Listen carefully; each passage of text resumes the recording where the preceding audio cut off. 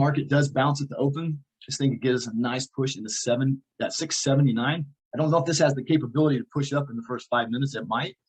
This is what I'm looking for, is a push up into 80 for a short. I'm not interested in being long this yet. So 680 for the short. I need a few minutes to go by for that to hit.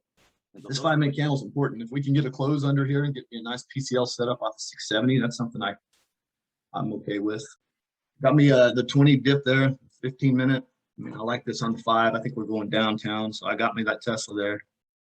Boom, nice. 63 would be the profit target here. 2 more minutes, getting close to the end of this 5. We'll let this 5 minute candle work for me. We're right at my profit target zone here. All right, just got paid. We get the dump to 660. The 657 is my next profit target. I've got a couple of contracts still on. I'm just gonna let these babies ride. I'm probably not gonna put on any more risk. Got a nice day. No need to do anything else here.